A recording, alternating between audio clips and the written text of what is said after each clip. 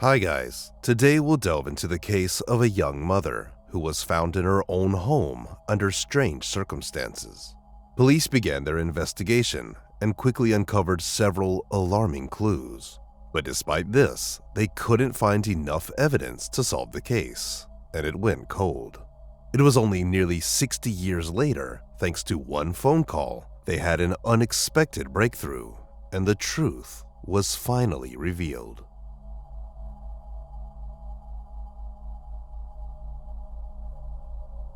Karen Snyder was born on July 29, 1948, in the small American town of Cedar Lake, Indiana.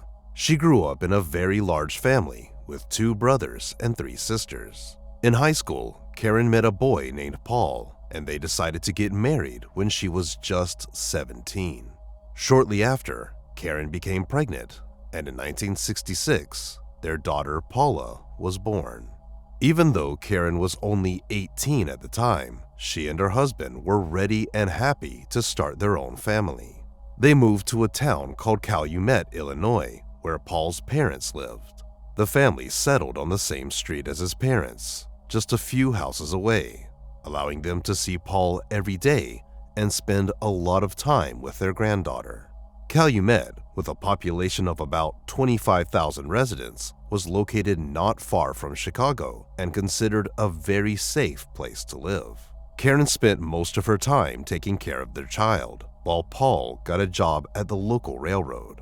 On November 12, 1966, Paul went to his night shift around 2 p.m. A few hours later, he tried to call Karen, but she didn't answer. This was unusual because she was supposed to be at home and couldn't have left their 2-month-old daughter alone. Concerned, he called his parents, who lived just a few houses away, and asked them to check on Karen. They walked down the street and knocked on the door, but there was no response. His parents didn't have a spare key, so they continued knocking for a few minutes, and then went back home to call their son. Paul became even more worried and decided to leave work early to check if everything was all right. As he approached the house, his concern grew even more. The porch light was off, and the blinds were tightly closed. This was unusual because Karen always left the porch light on for him when he worked the night shift. Paul tried to open the door with his key and realized it was unlocked. He entered the living room and was relieved to find his 2-month-old daughter sleeping in a playpen near the working TV. However, Karen was nowhere to be seen, so he began calling out her name while checking each room. As Paul decided to go upstairs, he tried to turn on the staircase light, but the switch didn't work. He made his way to the bedroom and turned on a lamp, revealing a horrifying scene. The room was in disarray, and there was blood everywhere. On the floor lay Karen, showing no signs of life, and Paul immediately realized she was dead. Recovering from the shock, Paul went downstairs, called the police, and took his daughter outside. While he was waiting for the police and ambulance, his parents came out to the street and saw him crying and pleading for help. Paul's mother grabbed the flashlight and rushed into the house, hoping to help Karen. But as soon as she saw Karen's blood-covered body, she knew it was too late to save her. Soon after, the medics and police arrived. The doctors could only confirm Karen's death, and the investigators began examining the crime scene. On the back door lock, they found shallow scratches, indicating an attempted break-in. However, the door was still locked, suggesting the intruder initially tried to enter this way, but failed. Next, they discovered a broken basement window with a trail of blood leading from it to the front door. Investigators speculated that after failing to open the back door, the intruder tried to enter through the basement and cut themselves on the glass, evidenced by the blood on it. The fact that the intruder didn't enter through the basement but went to the front door suggests it was either unlocked or Karen opened it herself. In the living room, they found more blood, indicating that the attack likely started there, catching Karen near her daughter's crib. The blood trail continued from the living room, up the stairs, down the hallway, and into the couple's bedroom, where Karen's body was found. The bedroom was a chaotic scene, blood everywhere, and many items scattered and broken, indicating Karen fought back fiercely. There was a phone in the bedroom, but it had been ripped from the wall. Police believe Karen might have run there ahead of the intruder to call for help, but she couldn't. In those days, there wasn't a single emergency number like 911. Local police had their own number, so detectives thought she might have dialed incorrectly in her haste. Investigators also found a blood-covered light bulb on the floor, which had been unscrewed from the socket above the stairs. It seemed the intruder did this, though the reason was unclear. Perhaps he unscrewed it while following Karen upstairs, giving her a brief moment to try calling the police. In the downstairs bathroom, police discovered a pile of bloodied clothes and various items. Among them were a pair of pants, a bedsheet, and a washcloth. Detectives speculated that the killer used these items to wipe the blood off his hands and clothes. It appeared he also attempted to clean himself with the washcloth, or possibly tried to use it to wipe blood off the floor to cover his tracks. However, given the amount of blood throughout the house, these efforts were clearly futile. After using these items, the killer threw them into the bathtub and fled the scene. This indicated to investigators that he remained in the house for some time after the murder, although they couldn't determine the exact period of time. Detectives began their investigation and quickly ruled out the possibility of a botched robbery. The only missing items were Karen's blue wallet, containing about $50, and one of the bedside lamps, which had no significant value. Medical examiners found 124 stab wounds on Karen's body, most concentrated in the chest area. Such brutality suggested the attacker had personal motives.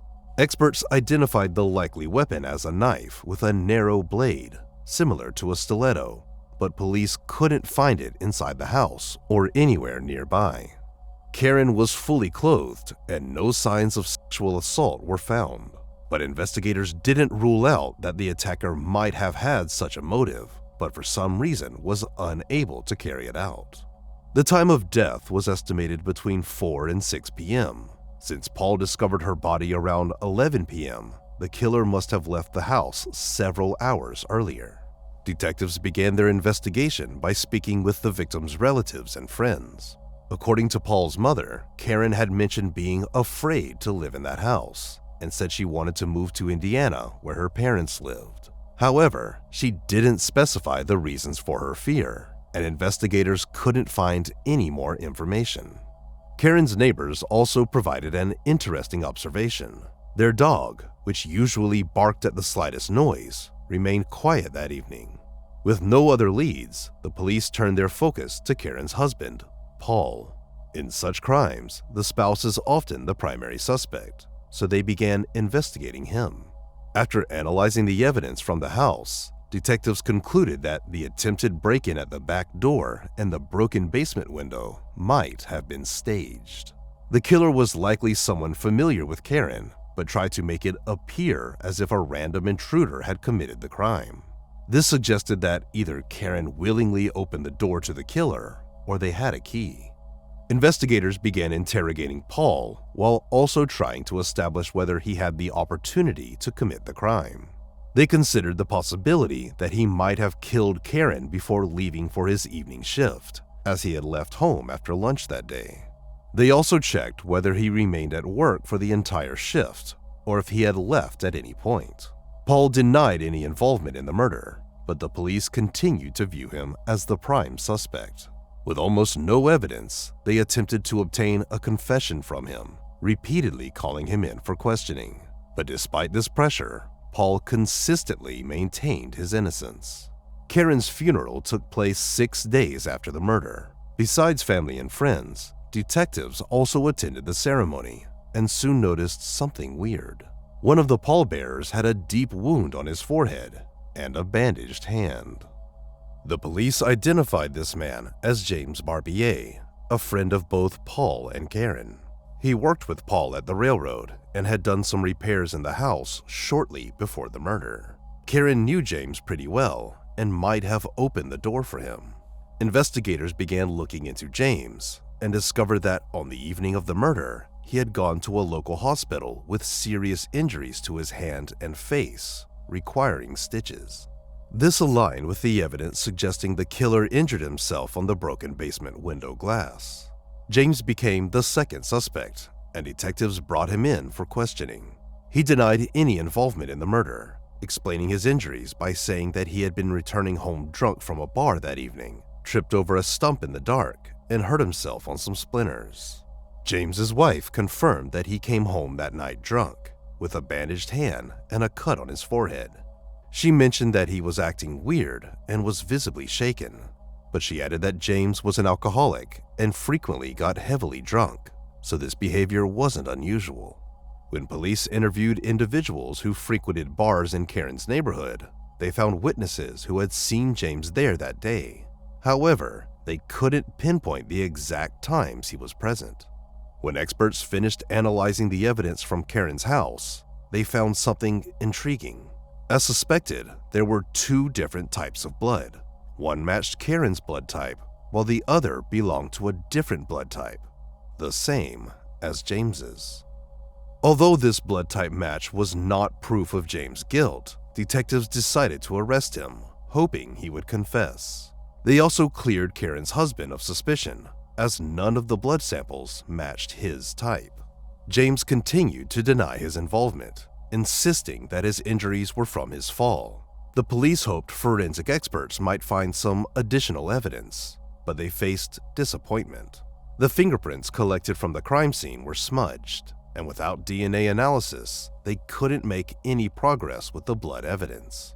Eventually, they had to release James and continued searching for new leads. Since then, investigators have looked into several other suspects and interviewed dozens of people, but the case remained unsolved for many years. Karen's murder forever changed their small town, once considered safe. Residents remembered the brutal crime for a long time and wondered who could have committed it. At the time, police did not reveal the identities of the suspects, including James, so only Karen's relatives and close friends knew of his potential involvement. In later interviews with reporters, they said they truly believed James was guilty, but without solid evidence, proving his involvement was simply impossible. Karen's father passed away in 1973, 7 years after the tragedy, and her mother died in 1977. Neither of them ever found out who killed their daughter. Paul eventually remarried, and his second wife helped raise Paula, essentially becoming the mother the girl never had the chance to remember. Her relatives decided not to tell her how her biological mother died, trying to shield the girl from the horrific details. Paula later recalled that when she started school, other kids teased her simply because her mother was dead. A few years later, understanding that she might hear the truth from others or come across news reports, her relatives finally told her what had happened to Karen. In 1989, at the age of 45, Paul passed away from health problems, never learning the truth either. For decades, there was no progress on the case. Paula occasionally gave interviews to journalists, expressing her hope to bring the culprit to justice and mentioning that she regularly contacted the local police department to ask about any new developments. But they always replied that there were no new leads, and the case remained unsolved for many years. This continued until the end of 2022, when one day the police received a call. A 29-year-old man contacted the police department responsible for Karen's case, inquiring about any new developments. The man explained that he had known about this crime his whole life, as his grandmother talked about it since he was a kid. It turned out they were distant relatives of Karen's family, and the man was curious whether the police had made any progress in solving the mystery. He said that he had been reading newspaper clippings about the case at work and wondered if there were any modern technologies that could help solve it. And this prompted him to reach out to the police. To his surprise, the police department decided to reopen the investigation following his call. Naturally, none of the original detectives were still around, so a new team began reviewing all the available materials from scratch. They discovered that almost all the evidence, except the blood samples collected from the floor, had not only been preserved, but was also well maintained over the past 56 years. This included Karen's clothing and various items from her home. The detectives sent all the remaining evidence to the lab, where experts began examining each item with modern tools. Meanwhile, the police re-interviewed everyone connected to the case who was still alive. 16 months after the investigation was reopened, detectives received a long-awaited call from the lab.